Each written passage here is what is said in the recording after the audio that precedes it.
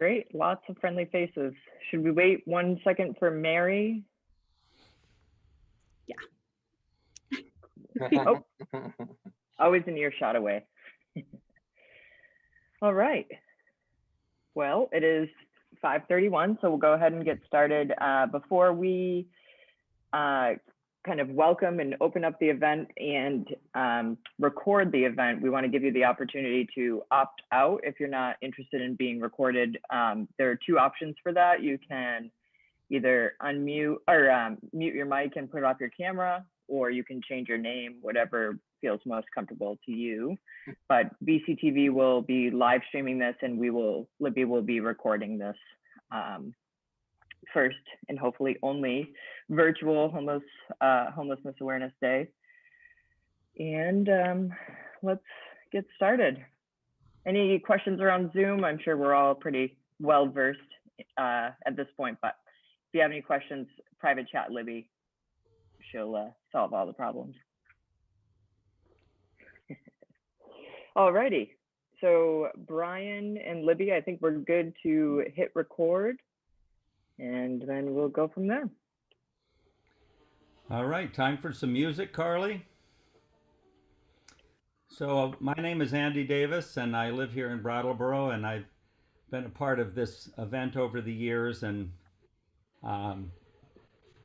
remember last year we were at Pliny Park and hearing stories, and I'm very happy to be included tonight. I was trying to think of a song to get things started, and as I was walking around town thinking about this issue, the words of a song by Tom Paxton, one of America's great folk troubadours, came to mind. I can't help but wonder where I'm bound, because this issue seems to be wrapped up in people's personal journeys and our collective journey. So it goes like this. The last line, the chorus is, I can't help but wonder where I'm bound. Feel free to join in. You might want to be muted in case otherwise it'll turn into a round. So anyway, here it is.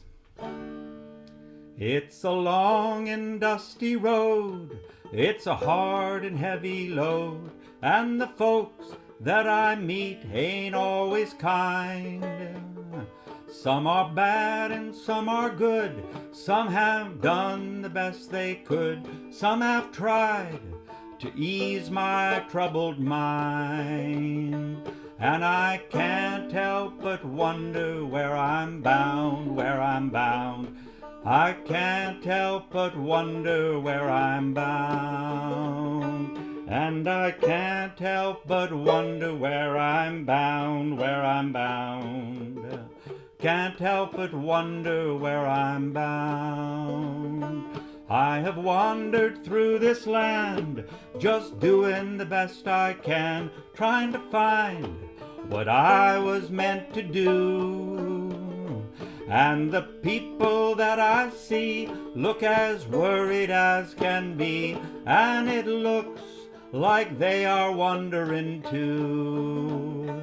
And I can't help but wonder where I'm bound, where I'm bound. Can't help but wonder where I'm bound. And I can't help but wonder where I'm bound, where I'm bound. Can't help but wonder where I'm bound.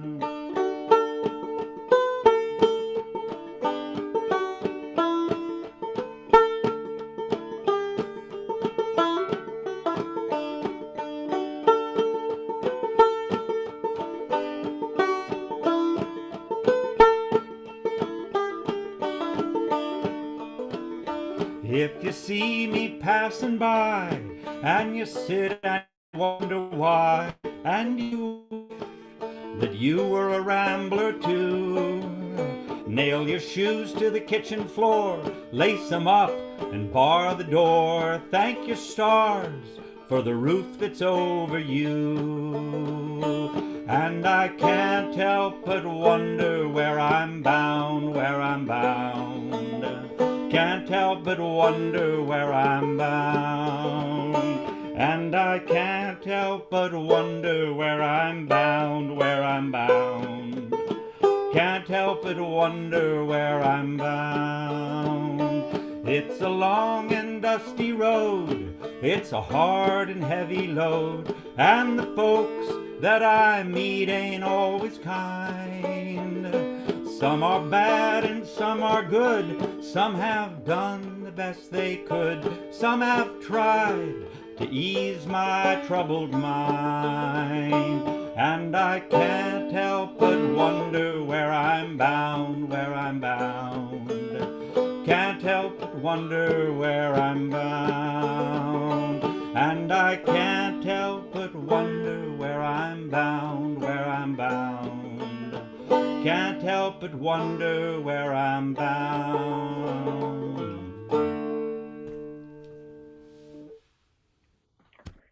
Thank you, Andy.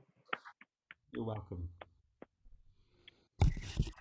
All right. I was just noticing that there are quite a few youngsters on the call tonight, so I'm happy to see that. A little while ago, Paige asked me what all of this was about, and I said, well, you better go upstairs and log on and you'll find out. So I'm glad to see that she's in good company here.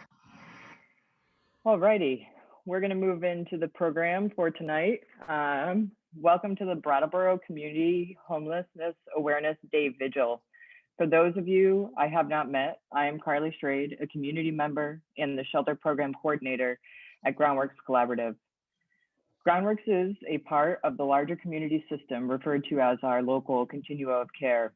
The COC is a combination of state and community agencies, members of faith-based organizations that are all aimed towards reducing instances of homelessness and maximizing community housing support, and vigorously working to increase affordable housing in our community. I am honored to be your facilitator this evening and want to thank everyone for being here tonight. I also want to thank everyone who is involved in the planning, from music and tech support to, most importantly, those brave enough to share their stories as we honor and grieve each and every loss we endured in 2021. Like everything else in the current world, tonight looks and feels a bit different than it did last year. Many of us are inside of our homes, accessing the vigil on a smartphone or a tablet, with a tea in our hand and a cat in our lap. Historically, we would be standing huddled together at Pliny Park, conversing, connecting, singing, shivering, commemorating. The cold wind on our bodies and the feeling of belonging and hope coursing through our minds. Two elements of change I am committed to holding in my heart tonight. Amidst the change, the mere reason we are gathered here this evening remains untouched. Members of our community and larger society continue to suffer, struggle in ways that are unimaginable to the public eye, ways that I could never verbally communicate, as I would do no justice with my words. The stark reminder that many in our community have to strategically plan where they are sleeping tonight, where their next meal will come from, where their next shower will be. The stark reminder that those living in extreme poverty rely on those that can advocate for systemic change. The stark reminder that people are dying at a higher rate than ever before. Tonight is an opportunity to bring every complex, intricate piece of this dynamic social problem to life. Tonight is an opportunity to honor the need for and the collective commitment to the real life, fast, effective, and much deserved implementation of change. Tonight is a night to honor the 180 households comprised of individuals and families residing in our local motels. Tonight is a night to grieve the reality that as it stands, many of the households will have nowhere to go when the General Assistance Motel Program eventually winds down. Tonight is a night to express gratitude for the continued work of community and state organizations while serving as a plea for better, more creative, suitable, affordable, and safe housing for all. Finally, tonight is a night to remember those who lost their lives in 2020. We have a variety of speakers planned this evening, and I encourage all of you to step out of your comfort zone and to be vulnerable and to speak and participate in a way that is meaningful to you. Let tonight be the beginning of our 2021 plan to reduce the lifelong impacts homelessness has on our community and on those surviving each day. We will hear from Peter, Emily, Pastor Lindquist, Fred, Justin, Jedediah, and Nick. We will listen to a song composed by Andy in the Brattleboro Community Choir and other music as well. Lee Sparrow, I want to thank you for your endless behind-the-scenes support and the support of the spirit of collaboration that you bring to our community. I want to thank Rihanna and Josh for supporting me as I support us. Your endless inspiration and encouragement is admirable. I feel blessed to have been presented with the opportunity of being here tonight. To my Groundworks family, for the dedication and commitment and dignity we provide daily. You are all amazing and are vital to the life-saving services we provide. I want to, lastly, thank our clients and residents. Your voices matter, and we are committed to the impact we have on your lives. I will close with this quote from Chief Justice Sonia Sotomayor. As you discover what strengths you can draw from your community in this world of which it stands apart, look outward as well as inward, build bridges instead of walls. With that, I will welcome Peter Elwell, Town Manager, to say a few words. Thank you, Carly. Thanks for organizing this gathering tonight and for the amazing work that you and the Groundworks teammates, I appreciated your reference a few minutes ago to Groundworks family. And it's a special treat for me. I really respect and appreciate so much the work that you all do in our community. And now I'm getting actually to see you with your families in this night that's both celebration and also some somber remembrance. So I'm just glad we can all be together. And I'm grateful to everyone else who's here in these little boxes this evening as we remember those that we've lost and recommit ourselves to finding the housing and strengthening the social and economic safety nets that are our obligation to each other. So I'd like to take a couple of minutes to talk about things that I think we should be grateful for related to housing here in Brattleboro, some really important work that's going on. And then I'll finish by acknowledging how much else there is for us still to do. But it feels necessary and appropriate to be grateful to the Wyndham and Windsor Housing Trust and Groundworks for the collaboration at the Chalet project that building on the success at Great River Terrace has just moved faster than seemed possible and is going to be providing so much important additional both housing and services in the community. That the Groundworks building on South Main Street is so near to completion now and will soon be a hub of activity where you will be providing shelter and support in a clean, safe, bright environment that will have sufficient space. Imagine having sufficient space in that environment and the facilities that you need to meet people's needs and preserve their dignity in a way that just wasn't possible in the drop-in center before. Brattleboro Housing Partnership's Red Clover Commons Phase 2 project is going to allow later this year for us to relocate the last residents out of harm's way from Melrose Terrace. And in town government, we're trying to contribute as well. The Planning Commission and Planning Department are undertaking a housing study. And the purpose of that housing study is to analyze gaps in the local housing programs and resources so that we can work together as a community, the town government together with those of you who do this every day as your calling and with our partners in the community who support this work to identify what we can do here in Brattleboro to make sure that people are not just housed, but that they are housed in safe and healthy conditions.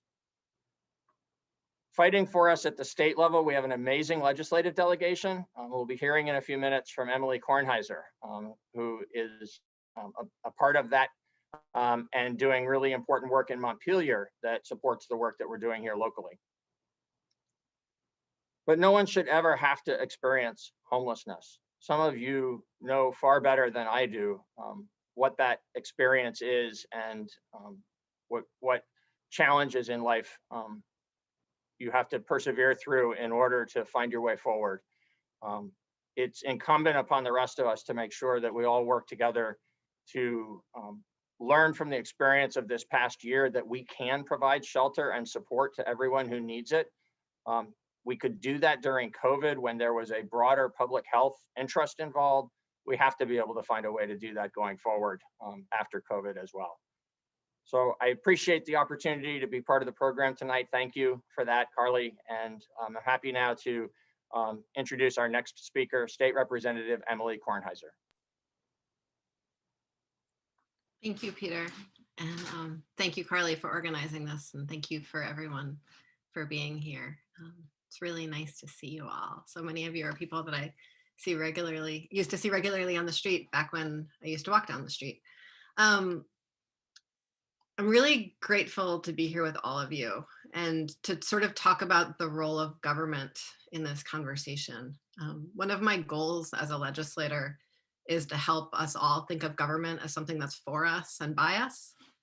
But I know that that's completely aspirational. And I'm sitting here today as a representative, not just to government for you, but really as that government, as a symbol of that government. And so as a symbol and as a member of that government, I want to offer an apology. My family all said it was okay if I cry at this part, but I still feel a little uncomfortable about it. So I'm sorry for every life lost, for every crowded shelter, for every cold night and every scary day. Every person in our community without a place to sleep, a private, safe place to sleep, is a failure of our government. I'm sorry for that.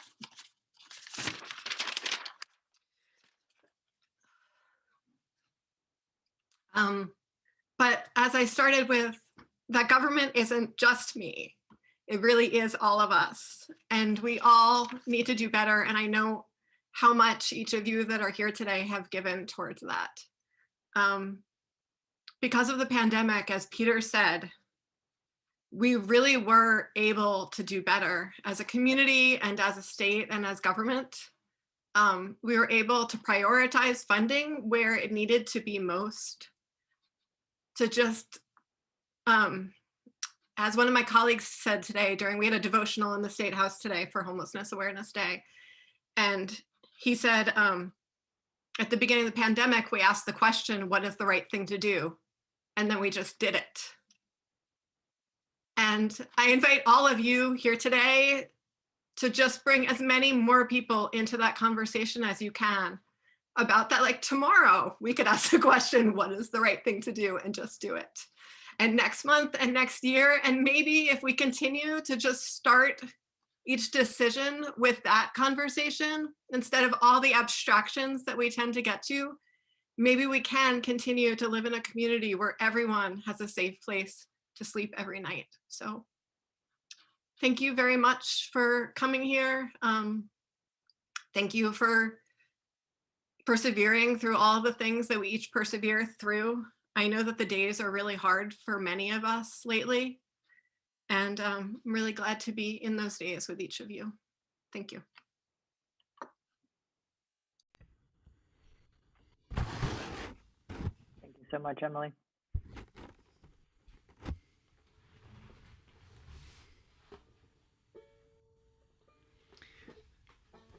Wow, I had a hard time holding it together there too, Emily. I hope we're at the beginning of a different attitude about the role of government. But it's not easy. Last year when Lisa Sparrow asked me to come down and sing a couple of songs, I couldn't think of a song, so I ended up writing this song because she told me that people were going to have a chance to tell their story.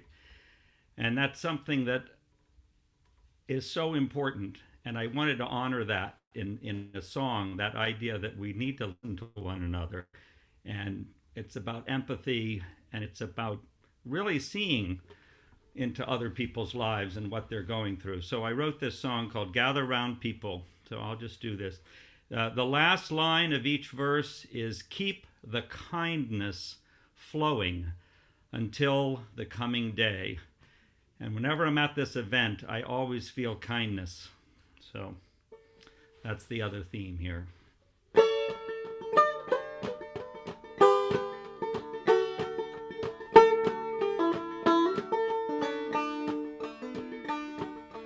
Gather round, people, this long winter's night.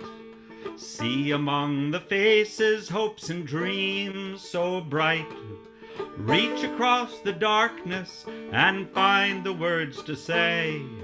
Keep the kindness flowing until the coming day.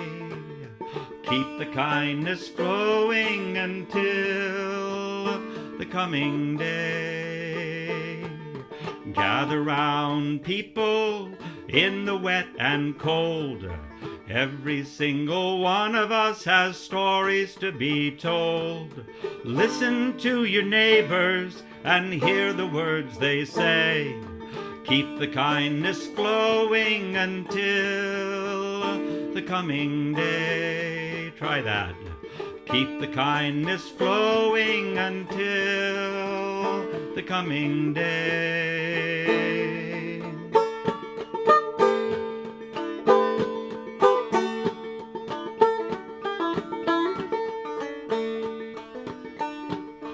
Gather round, people, breathe the frosty air. The only things we really own are the things we have to share. Look right at your neighbor and help them on their way.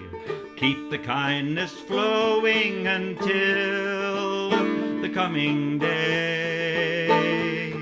Keep the kindness flowing until the coming day. Gather round, people, this long winter's night. See among the faces hopes and dreams so bright. Reach across the darkness and find the words to say. Keep the kindness flowing until the coming day. Try that.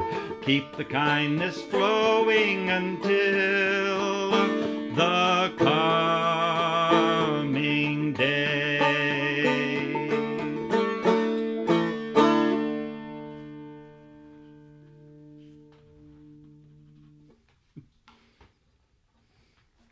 I hope we can keep the kindness flowing. At this time, I'm going to invite Mary to come up and say a few words, and then we will move into the vigil portion of tonight's event. So if you have a candle accessible to you, please get ready to light it. All right. And if you don't, that's okay too. We can light an extra one for you. All right, Mary. Thank you, Carly. Yeah, my name is Mary. I'm from St. Michael's Episcopal Church. It's really an honor to be part of this, and very moving to me to think about all the different ways that you all are offering yourselves, your energy, your time, your gifts, in a common love of neighbor and in a common willingness to stand with neighbor, whoever they are. And in my vocation as a minister, I deal a lot with ancient texts, and I have found it to be really helpful in this time, which has been so ungrounding to all of us with the pandemic and with everything else that's been going on, to listen to the words of our ancestors, because sometimes it can feel like what we're experiencing is something no one else has experienced. And it's helpful to know that our ancestors have gone through really difficult times. And so I wanted to read part of a psalm, which is from the Hebrew scripture. It's Psalm 46. God is our refuge and our strength, an ever-present help in trouble. Therefore, we will not fear, though the earth give way and the mountains fall into the heart of the sea, though the waters roar and foam and the mountains quake with their surging. God is our refuge and our strength. I've been thinking a lot about this word refuge because it is a metaphor for God or for the great mystery that we live with in many different religious traditions. I know in the Buddhist tradition, when one makes a commitment to become a Buddhist, they take refuge in the Buddha, the Sangha, and the Dharma. And in the Hebrew and Christian tradition, God is described as a refuge. And a refuge really is, on a very literal level, a home, a shelter, a place of protection and safety, a place where we can be ourselves and relax and be warm. And it's felt like we all need refuge at this time, figuratively, internally. But when we're thinking about people who do not have a place to lay their heads, to feel safe, to feel warm, quite literally, it is a basic human need and a right to have a place of refuge, to have shelter, to be safe. We all need that so deeply right now in our hearts and quite literally in our lives. So I want to just close with a prayer. So please join me.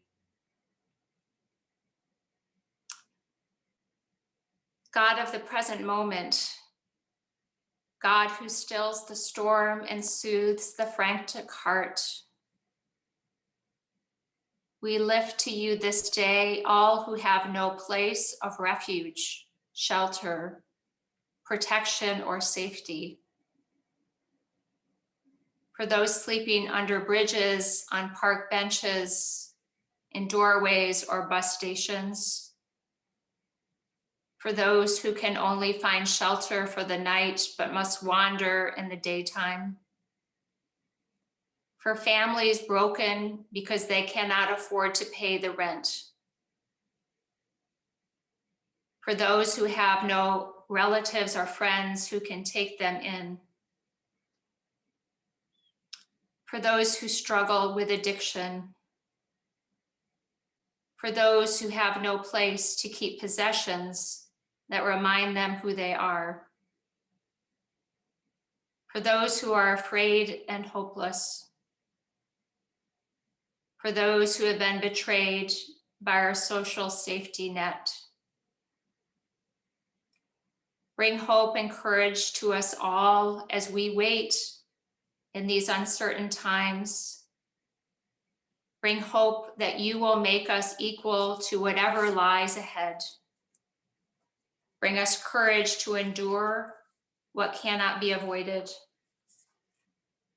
For your will is health and wholeness. You are God, and we need you. Amen.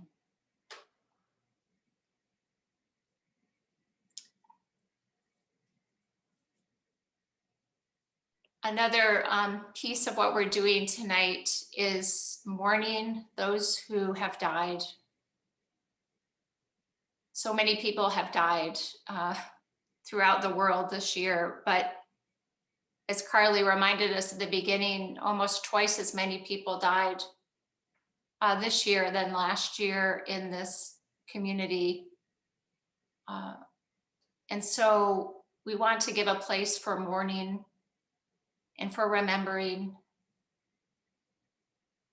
And so as we light these candles, I ask you, even if you may not know the person who we're lighting the candles for, to say a prayer for them, that they may have true refuge and love where they are now. All right, thank you, Mary. We are going to light the candles now. There are 12 candles. I invite you all to light the candle that you have accessible to you if you have one. There are 12 candles here that I will light, one for each of the 11 names, and then the final one for names that are not on the list or other folks that you hold in your heart.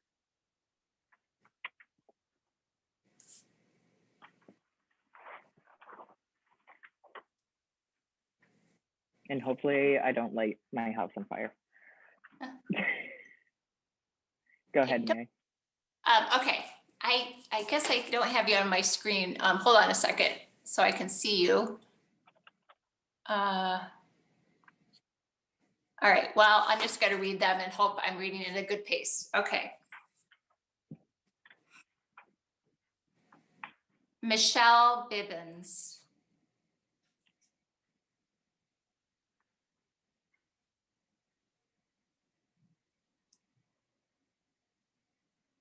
Damian Wood.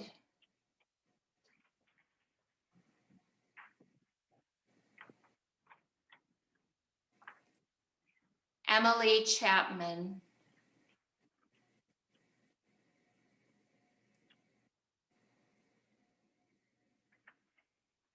Terry Duquette.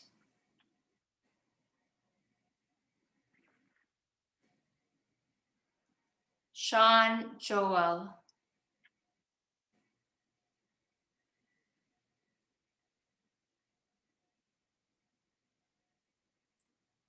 Michael Lenois Sr.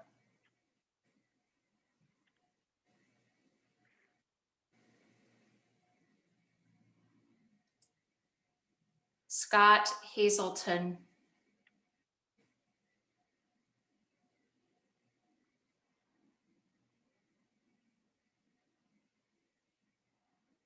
Courtney Kschrade.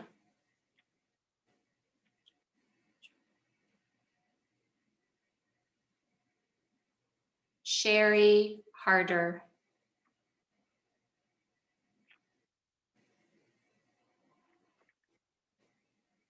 John Parda.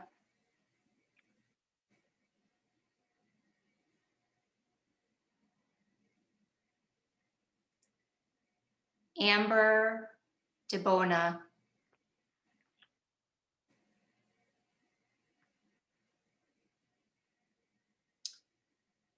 And for all those who have died this year, especially those whose names we are not naming now, we lift them to you, dear God. I would also invite people to unmute themselves and name folks if they feel so moved to do so. Joe Walsh, my grandfather.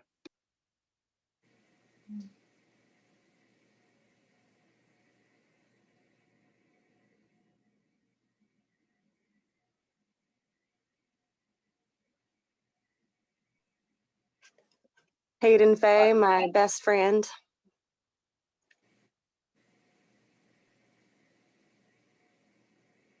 If others would like to light their candle in their camera, now would be a good time to do so.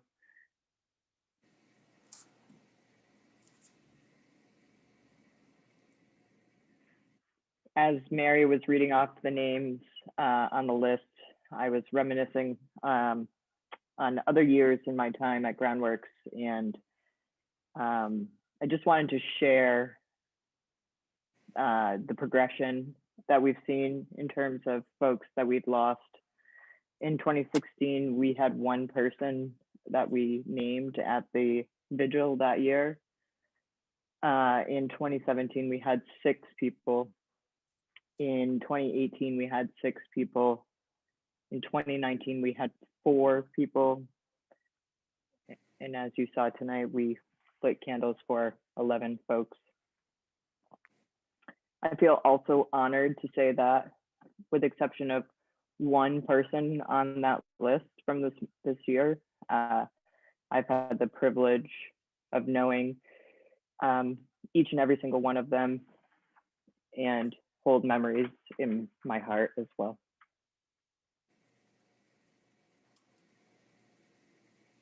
Unfortunately, I'm going to have to blow all of these candles out because I'm getting a little scared, but feel free to continue, and then we'll move into the speakers.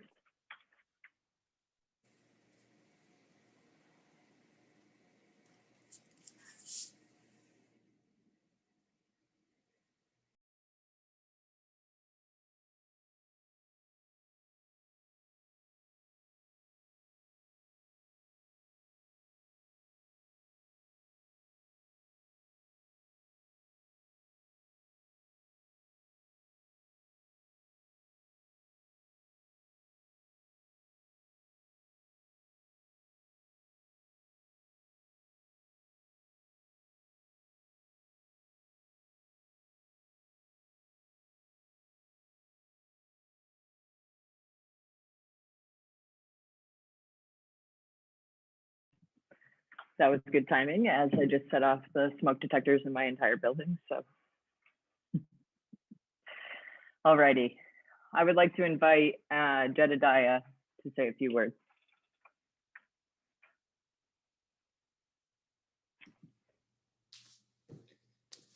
Hi, everybody. Can you all hear me?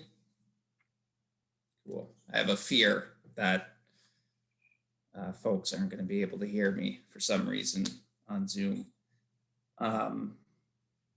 Yeah, I think my cat can sense some emotions with me right now.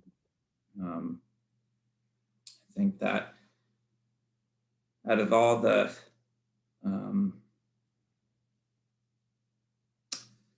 conversations that I'm part of and the times when I'm asked to speak, I think speaking regarding what we're here tonight for really has a special place in my heart. And I want to thank Carly and Marianne and everybody, Emily, Peter, the other speakers, Nick and Justin, for being able to make this happen.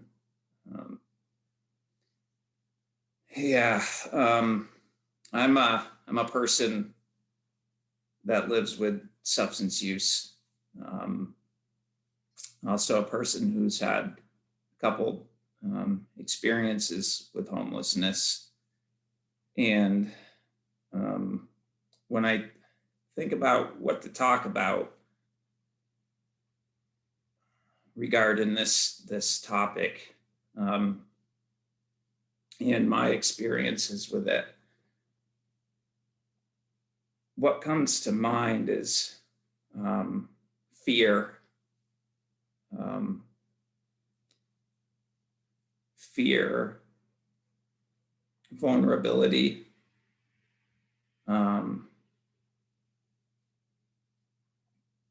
unsafe,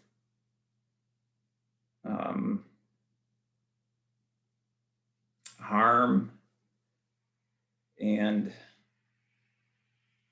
there's really, I mean, I could say hundreds of other words that I can relate to that feeling of being homeless.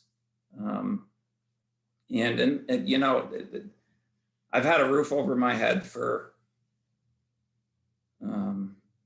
7 years now, and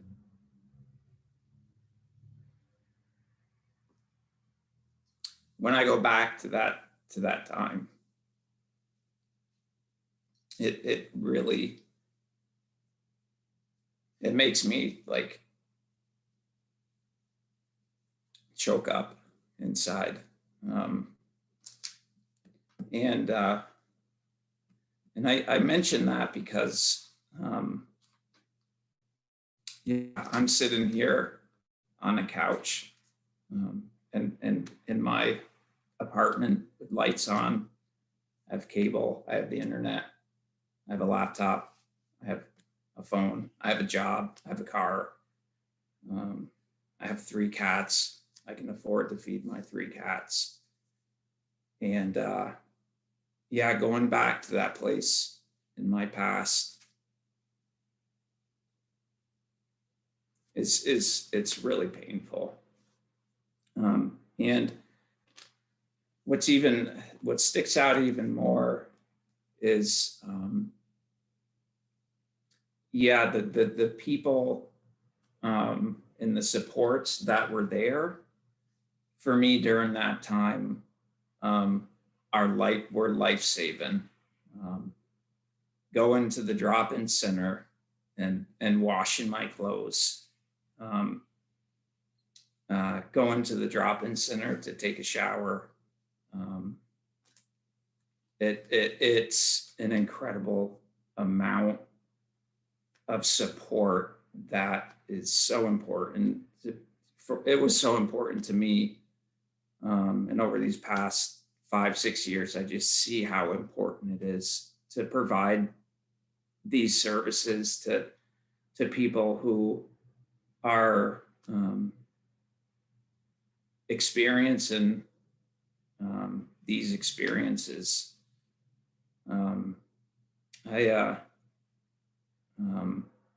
I think I had an opportunity to work over at the Quality Inn with the groundwork staff, and I've never seen something quite like that before.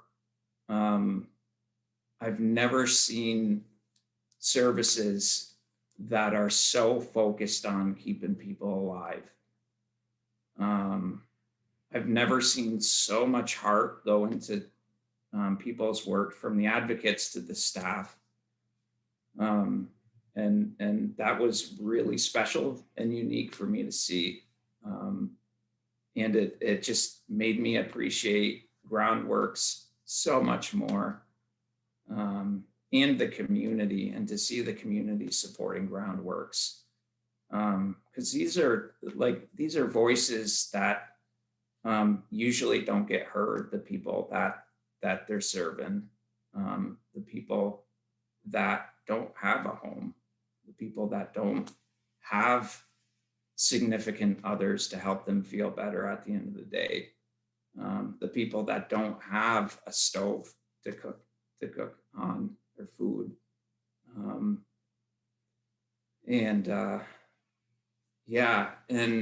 what really speaks to me, I've been in Brattleboro for 9 years, ever since coming over from Bennington, and having that coming over in the car, knowing that I was going to be homeless, and that fear, that rush of fear that went through me. But I've seen so many people die over these past 9 years, and the thing that speaks to me the most is that for the people connected to Groundworks,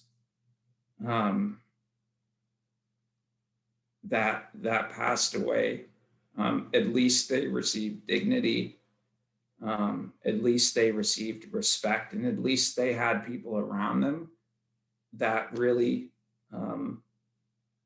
cared about them. And I think that that's huge. As a person who went through a period of my life where I didn't have that, I know how important that is. And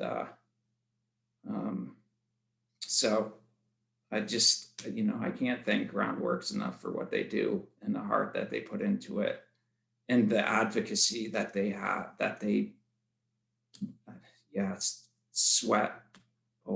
put blood and sweat into.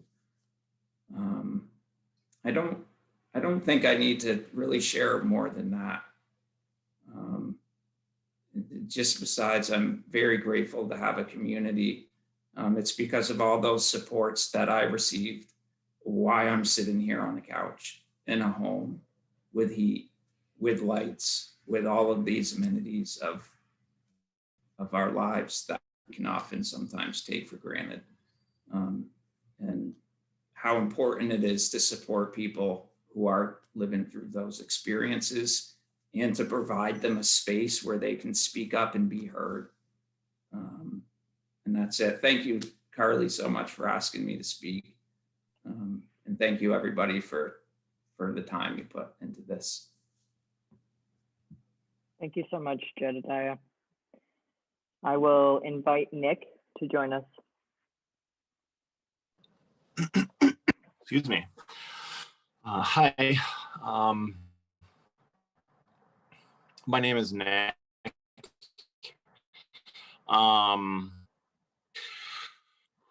Where do I start? I've gone through a range of emotions since this began. I actually started off kind of getting a little angry. There's just anger cropping up about some of my experiences. And I know that's a surface emotion, because it's fear.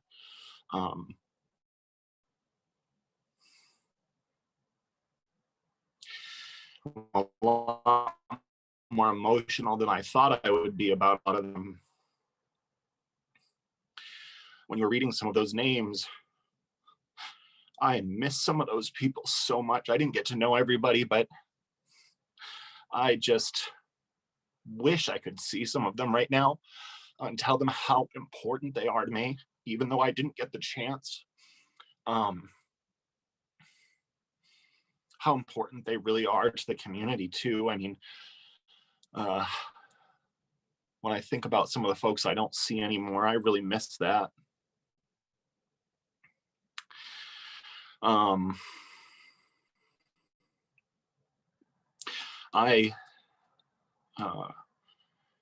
I come from a fair amount of privilege. A lot of my family is faring very well for themselves, and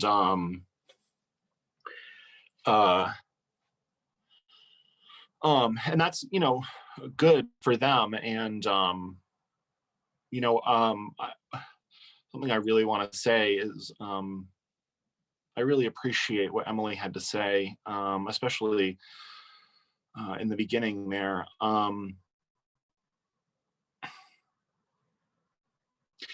You know, homelessness and drug addiction I see as social and industrial diseases.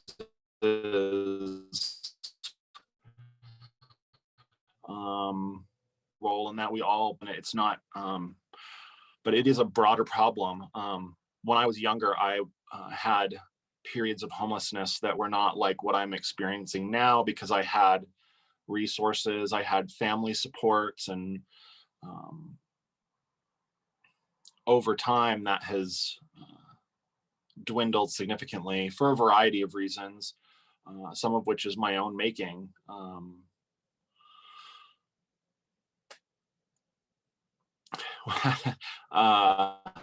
When I was in my early 20s, I lived up on a hillside in Townsend with no running water, no electricity, and I heated with wood, and I grew my own food in the summer, and I didn't think of myself as being homeless or living in a place not fit for human habitation, but you know,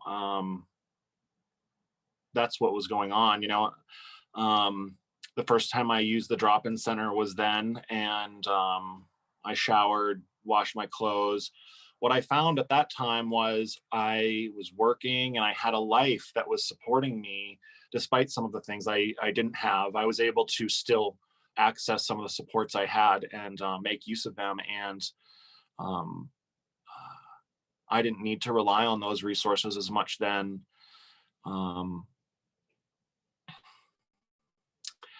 COVID has been so hard. I mean, it's been, I say that, and then the next thought that comes in my mind is how blessed I am to have a roof over my head right now.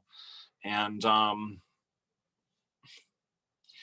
you know, it's all so complicated, you know, because there are other elements of where I am that are difficult. I don't have a stove, I don't have a place to cook, and you know, the limited food budget I have runs out very quickly, even with the food they provide here at the Quality Inn, which I won't say about. You see Carly smiling. Anyway, it's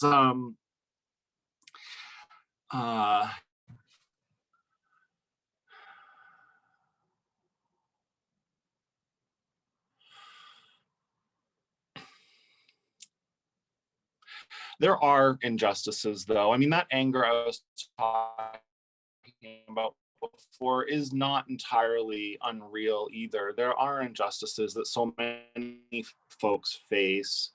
I think about the criminalization of poverty, and there was a gathering at Brooks Memorial Library a few years ago about that, and personal experience with that most recently was an instance where I got pulled over, and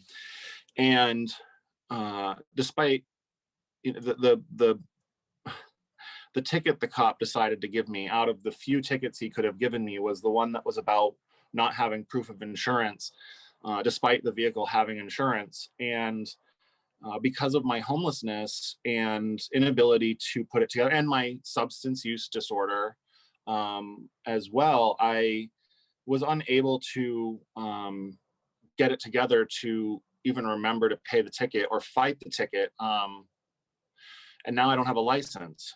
And I'm like, and the DMV wants me to get an SR22. And I think to myself, like, how am I ever going to accomplish that? Like, I don't have a vehicle. I don't have a place to live, a place to call my own.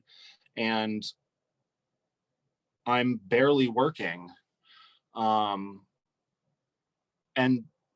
losing the ability to drive compounds all of that so significantly.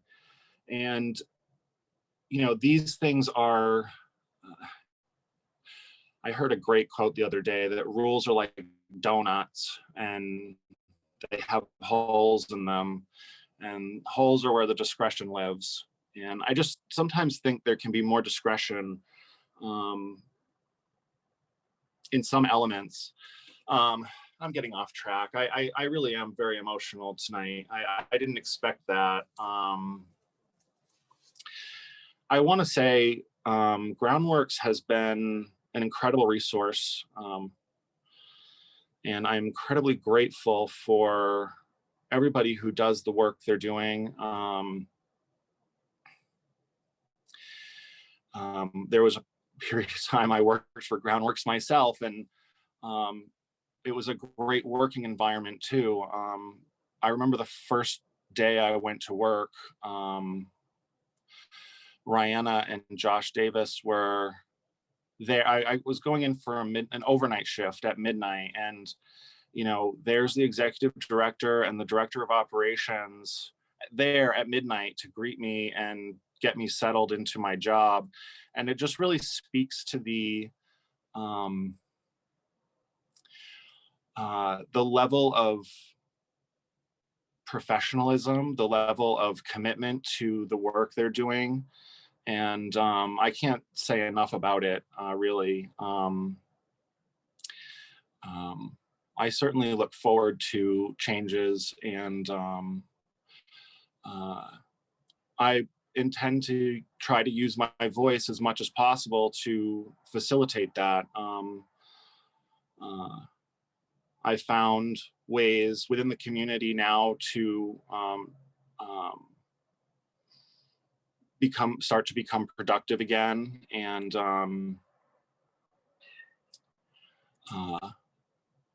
I am optimistic. I know change is slow, and that's okay. But I'm really proud of what is being done here. I'm really happy that we're honoring these folks from our community who passed away this year. One of the things I think about is that's really what so many of us are doing. It's like we're out here in a battlefield and we're all just trying to help each other stay alive. And we're just doing the best we can. I know I am, you know, every day I get up and I try, and sometimes it doesn't look like a whole lot. I can tell you that right now. But that's also about self-care, and it works for me, and learning how to create a new life for myself in collaboration with the broader community, because really that's where we all live. COVID really makes it seem like we're all alone by ourselves, isolated from each other. And I certainly think that's why we're seeing an increase in substance use and an increase in substance use related deaths. And that isolation is incredibly painful. And community is really what it takes to lift us up and let us know we're not alone, that we belong to something, that we have worth and value, that we have something to contribute. And sometimes I don't feel that way. Sometimes I don't feel like I have much to contribute, and it takes other people to hold a mirror up and say, hey, but actually you do. And I'm incredibly grateful for that. There were moments this year where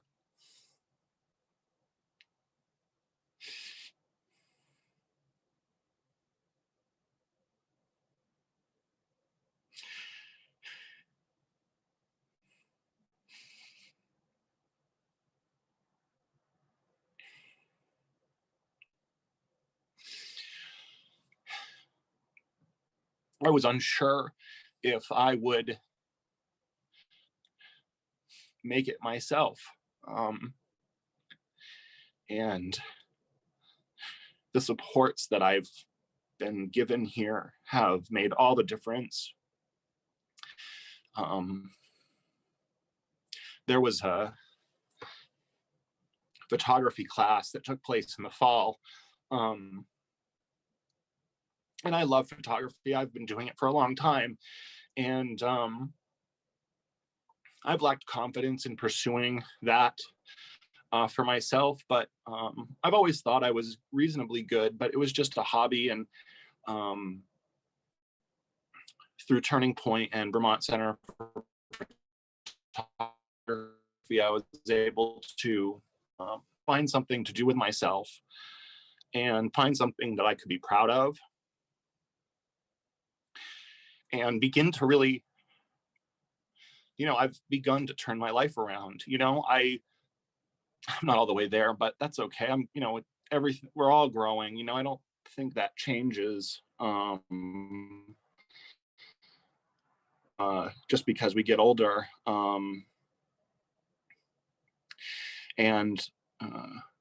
My work now is on display downtown here in Brattleboro, and I am just incredibly proud. And it makes me feel validated. It makes me feel part of the community. You should have seen me on the sidewalk when I saw my photos hanging up. I was just, it was one of the best feelings I had in a long time.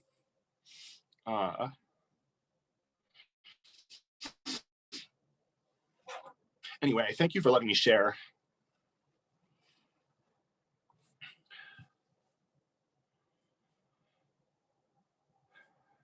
I'm not sure I have much else to say. I'm just going to keep blubbering and rambling, really, if I do.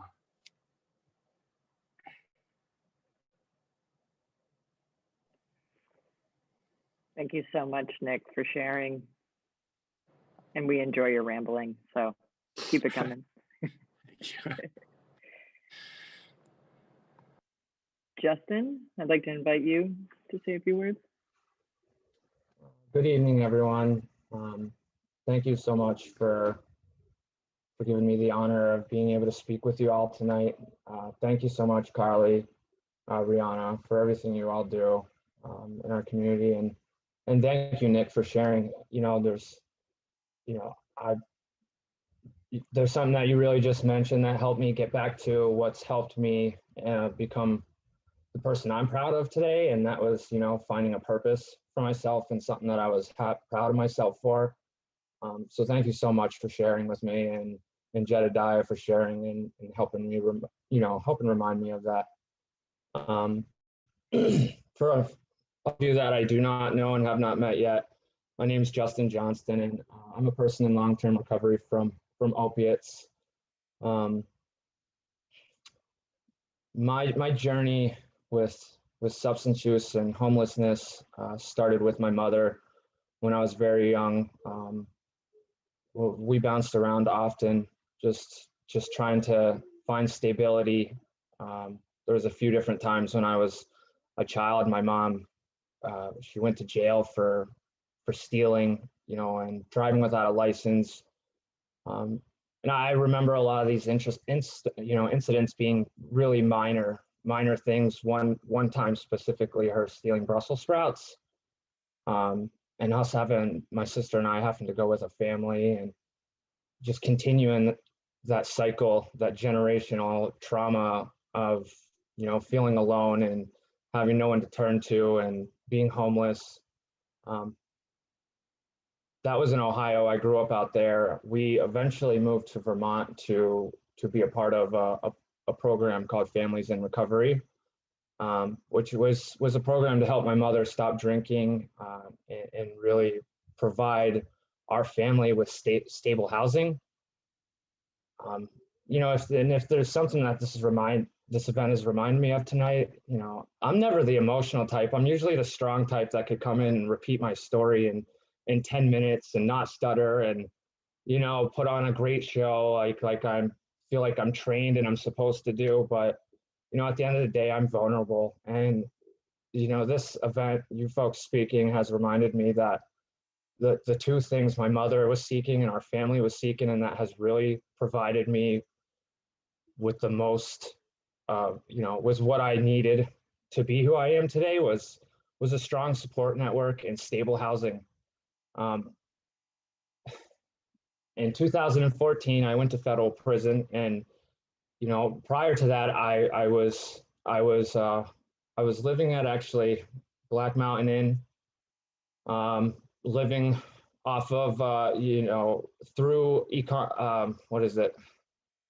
I'm stuttering, I'm mumbling right now. Through vouchers through the state, I was being housed at Black Mountain Inn, but we didn't have the type of support and back then from such a freaking loving, committed group like Groundworks and Rihanna and Carly and all the advocates. I've met a lot of different advocates this morning during a meeting, and I was surprised to see so many faces. It was really mind-boggling how many dedicated people are involved in these efforts. You know, 2014 is when my journey of trying to change really started, because I really had, federal prison did one thing for me, is it gave me 3 years of stable housing. That's the truth of what it did for me. And I knew that's what it was going to do for me when I was, you know, crying for help, passing out in cars and, you know, crashing into things and putting people in harm's way, victimizing the community, just feeling hopeless, not being proud of myself, not giving my mom the son that, you know, she could be proud of. Like, you know, I just remember this uncomfortable feeling of, you know, Nick, like you said, you know, not feeling like it was possible to go on. Jail is my comfort zone, to be honest. You know, I knew that was the only thing that was going to save my life. It was stable housing. It was people that could, you know, I had no other options, really. That's how I felt. And when I came home in 2017 in February, I had 3 years of abstinence at that point, but I wasn't really in recovery. I was more or less white knuckling it, and I've managed to stay clean and be a person who I consider myself, you know, living with substance use and in recovery today. But the one constant thing for me during that period was my partner. She had a house for me to come to. She had a home for me to come to around people that treated me with dignity and respect and loved me, who had the empathy to understand me. You know, and I lose sight of that one. I lose sight of it sometimes because I'm so privileged to have had it these past years. I've been so privileged and lucky to just be surrounded with people who do treat me with dignity and respect, that I've lost sight of some of these emotions that I should really, you know, focus more on and bring to attention more. In 2017, my sister passed away from an opiate overdose. You know, 16 months later, my mom passed away from cancer, and I, you know, I'm so lucky to have people around me that were able to treat me how humans are supposed to be treated, with love and dignity and respect. And if it wasn't for that and my support network and stable housing, I would have without a doubt found, you know, I would have used these losses in my life as a reason to go out and make unhealthy decisions. You know, and I didn't. And I'm really, I'm really thankful for that. I remember holding my sister's hand and making her promise that, I would do what I could. And I promised her I was going to stay clean and do what I could to make a difference, to be there for her daughter, my niece, and what we have left. And out here in Vermont, we really had nothing. We moved out here, just me and my mom and my sister, and we had one aunt out here. And that feeling of hopelessness and despair, loneliness. All I know is hope thrives in stable housing and having a support network around you who can treat you with dignity and respect. It's as simple as that. And if there's anything that I can say that influences these representatives at all, it's that, I swear. I'll send that message back to the people listening. That's what's made me who I am today, and have all this clean time and a great loving family, a really good career, doing something that I'm passionate about. And I love just being able to have a job is very something I would be proud of myself in, and I am proud of myself in, having the support network. So I want to just thank you all for giving me the time to be able to speak tonight, and thank everyone who made this event happen.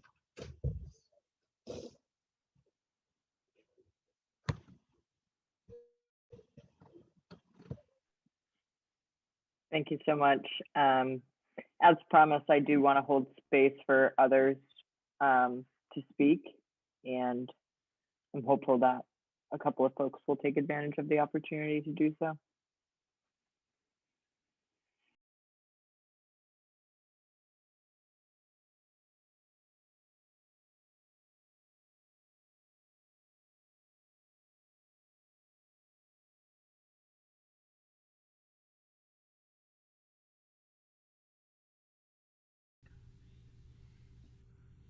I was trying not to be the first person, Carly, but to break the awkward silence.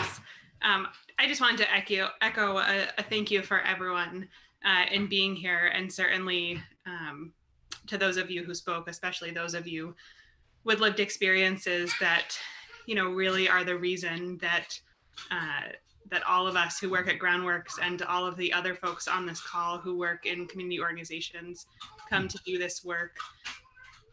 I appreciate and intensely dislike the spotlight of appreciations, and really just want to emphasize, the reason that we get to do this work. Unfortunately, we hope to put ourselves out of business, and the reason that we're here, and the reason that we show up every day, and the reason that Groundworks is the organization that Groundworks is, are the people that we support. It's not the staff that are the heart of our organization, it's the folks that we're supporting and working so hard to advocate and create change for. And I think, there's so many powerful words here tonight. I think there is hope, and also so much sadness, and especially in a year where, with so much loss, there wasn't an opportunity. I think of Michelle, the first loss that we experienced this year, just pre-COVID, where we got to hold a service and to honor her in a way that really felt respectful of her in all the quirky ways that she would have liked. And so many people we haven't had the opportunity to do that for this year. And I think sometimes, as I'm thinking about all of the folks that we've lost, all of whom we had such deep connections with, many of whom I've made death notifications to their families. I think about when we emerge from COVID, kind of what the world will look like again. I think about, what it will mean not to see Scotty downtown in his typical spot every morning. The people who have been fixtures, our neighbors in this community, who both, have been here longer, I think, many of them, than I've been alive, and who really bring the life and the heart around us. So I want to again kind of honor those losses, and also live in a place of hope that although we lost a great number of people, especially in a short amount of time early in the year, that hopefully we won't continue to see loss at those rates. And I think, the reason that all of us, not just Groundworks, but I think the reason all of us are here is, a deep commitment to ensuring that we can support people and offer people hope and ensure that we don't continue to lose members of our community, especially, in a place where they are in circumstances where they might not even be in their own home, where they can be surrounded by family. I think so many times those losses represent a loss of connection. And if there's anything that we can do, I think we can offer people connection and hope for something different, while also fiercely advocating to make sure that that there is a place to lay hope, which is, as many of you have said, is in a home and with supports to ensure that people can be housed and be safe.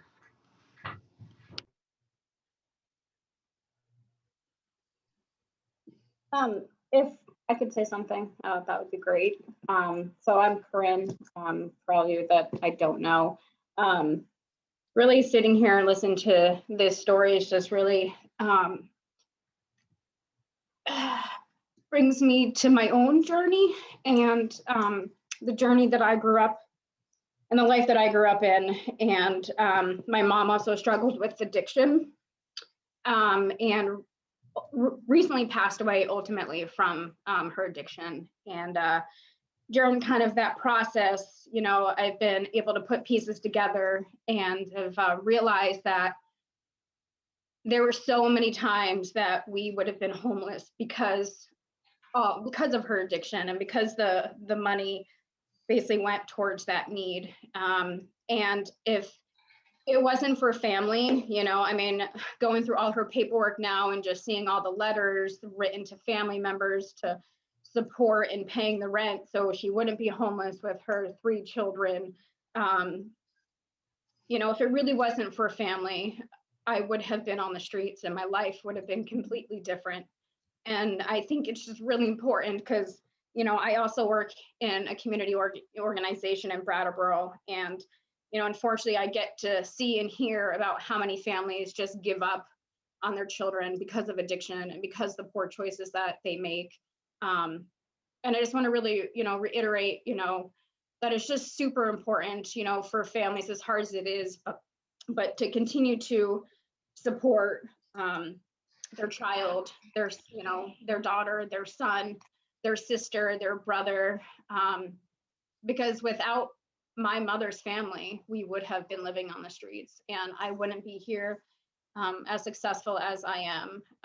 And so just piggybacking pretty much what everyone has said just about that support system and how that support system pretty much is life or death for some people. And so just honoring, any support system that is available to people, just for folks not to give up on people, addiction is addiction, we all make poor choices, but we're still human beings, people are human beings, people deserve to be loved. And again, if it wasn't for that support from my mother's family, as much as I think they hated writing checks every freaking month for her, it still kept a roof over our heads and food on our table. And I'm grateful for that. So yeah, that's all I have to say.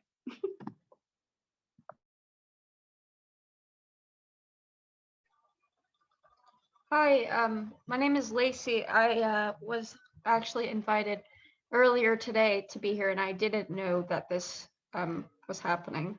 But as someone who knows some of you, not all of you, and I've been given the privilege to work with some of you and to be a client of some of you even in the past. This is very emotional for me today, especially in the past year, to just hear other people and what they've gone through, and to remember that I might not be in the same place anymore. But I have to remember that it doesn't really matter what happens to you or what you do or how you experience things like homelessness or substance use disorder or just being in poverty. It's really hard to, for me at least, to see things the way they are today, and I'm just very happy to be here and to hear what people have to say.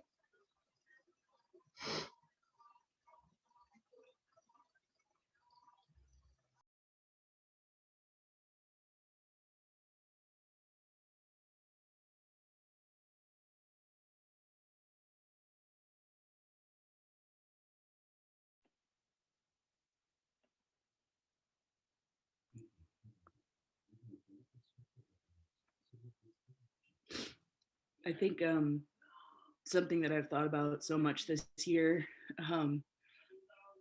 as somebody who transplanted here from California over 17 years ago, is how absolutely stunningly proud I am of this state. We still have a long way to go, but I don't think there's anywhere else that's done anything like what we've done here to house people. And Groundworks has been such a powerhouse behind that.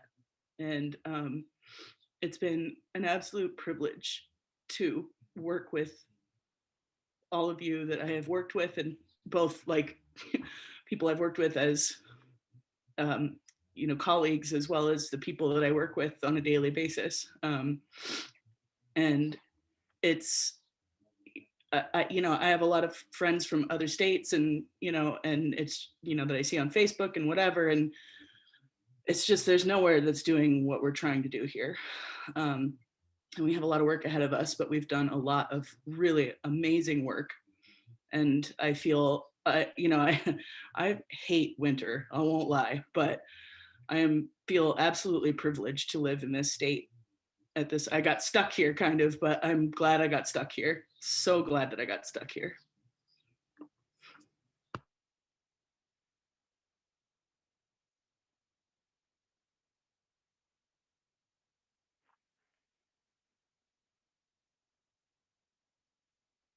I want to hold space for any final thoughts or reflections before we move into the closing song and the closing, and more generally.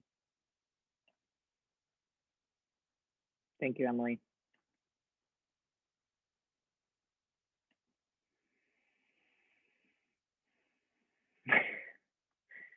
I have so much gratitude for each and every one of you, and I'm so grateful that we were able to come together and able to have such a meaningful and special event tonight. It would not have been possible without each and every single one of you, so thank you so much. I wanted to close by reading a quote from Marianne Williamson.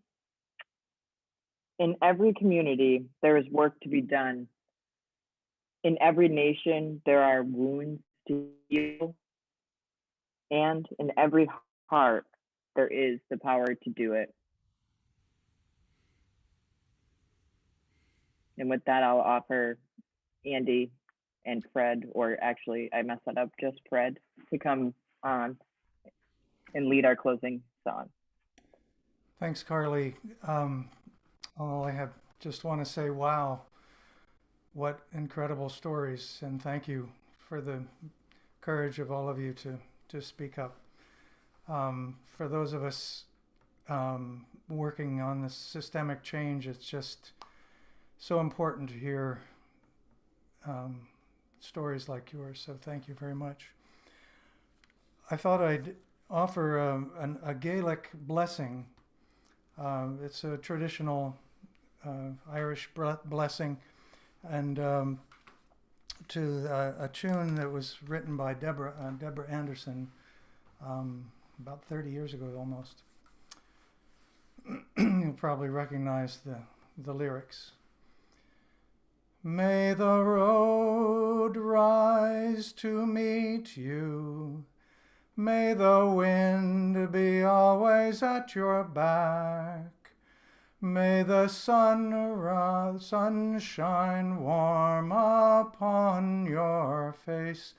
The rain fall soft upon your fields. And until we meet again, may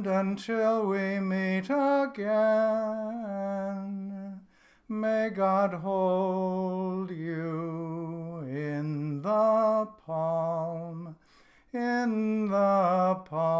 of his hand.